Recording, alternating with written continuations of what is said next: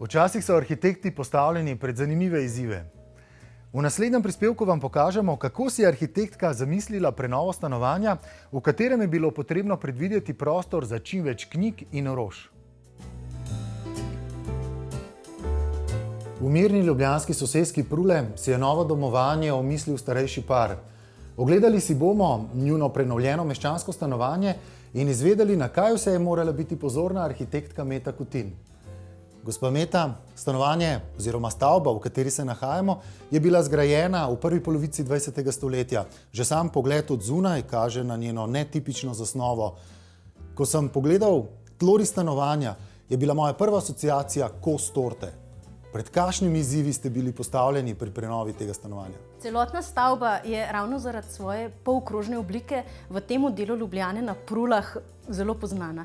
Tudi sama se jo spominjam še iz otroških dni, nikoli pa si nisem mislila, da bom imela kdaj priložnost v njej projektirati stanovanje. In ravno iz tega vidika sem bila nekoliko presenečena, ker pravzaprav kot sami vidite, ko si enkrat v stanovanju, te njegove pahlačaste zasnove niti tako močno ne opaziš. Pa vendarle, največji izziv je bil na koncu pri snovanju detajlov. Tu je bilo potrebno kar nekaj dialoga z tako mizarji, kot pa tudi izvajalci inštalacij, da se je vse lepo poklopilo in da so na koncu detajli taki, da so, kot radi rečemo, nevidni. Tlorisi starih stanovanj običajno niso primerni današnjemu sodobnemu življenju. Kako ste morali vi pri tem stanovanju posegati v sam tloris? Res je, stanovanje je iz začetka 30. let 20. stoletja in takrat se je bivalo, živelo popolnoma drugače kot danes. Kljub temu v stanovanje nismo želeli preveč grobo posegati. Smo pa z spremembami minimalnimi dosegli maksimalne učinke. 3 lastnosti tega stanovanja so tiste, ki smo jih analizirali in obrnili sebi v prid. Prva pomembna stvar je bila, da je bila predsoba izredno velika. To je bila neke vrste sprejemnica. Vendar pa po drugi strani je bila preluknjana, vse njene stene so bile preluknjane z enakimi vrati in tako ni bilo vzpostavljene potrebne hierarhije v prostoru. Ni se vedelo, na primer, kje je vhod v dnevno sobo, kje v kopalnico. Zato smo kar nekaj sten med predsobo in dnevno sobo, pa med predsobo in kuhinjo porušili in s tem v bistvu nakazali, kje so glavni prostori, kamor gre obiskovalec. Naslednja lastnost stanovanja je bila, da je bila kuhinja popolnoma ločena od dnevnega prostora, tudi na drugem koncu stanovanja.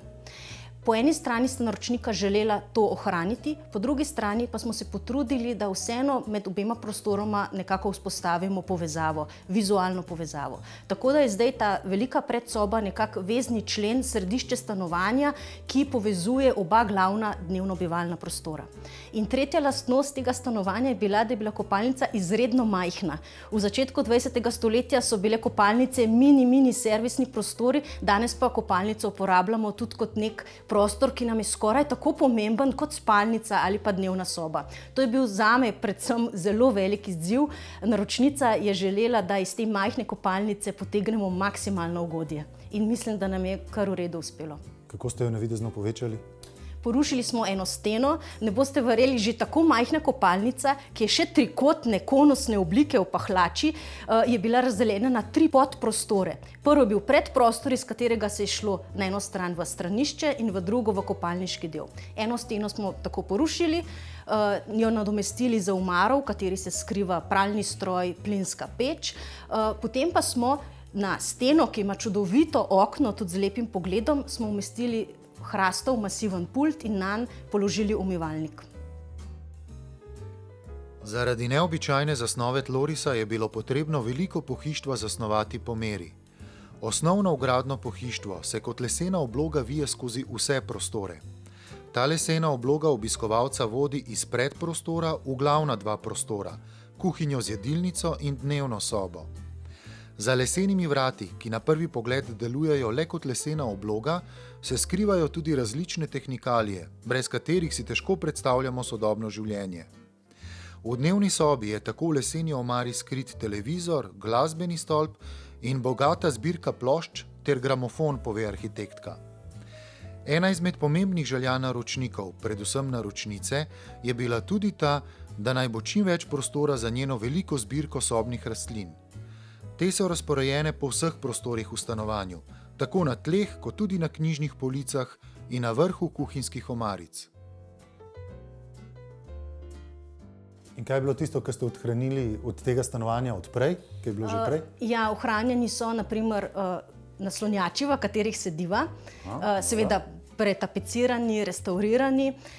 Potem, ne boste verjeli, ohranjena je tudi omara v spalnici, ki smo jo ugradili in pred njo postavili nova drsna vrata. Omara je bila namreč iz masivnega lesa in jo je bilo zares škoda, da bi jo zavrgli. Iz prejšnjih bivališč, naprimer, pa sta prinesla predvsem naročnica nekatere kose, naprimer amforo v predsobi, tako tudi stensko uro tukaj v dnevni sobi. In za te kose smo vnaprej vedeli, da so tu, da so ohranjeni in da moramo za njih najti primerno mesto. Kako so pa podobce prišle sem, so bile že tukaj? Ali? Ja, tudi podobce so od raznih sorodnikov, naročnikov in tudi za njih je bilo treba najti primerno mesto, tako da so lepo osvetljene in kot vidite tudi nadomeščajo slike na stenah. Naročnika sta želela imeti v stanovanju čim več zaprtih površin, tako da bi bilo čiščenje stanovanja čim bolj enostavno. Ker pa imata veliko knjig, je bilo potrebno narediti tudi nekaj odprtih polic. Knjige so našle svoje mesto tudi v spalnici in sicer za vrati.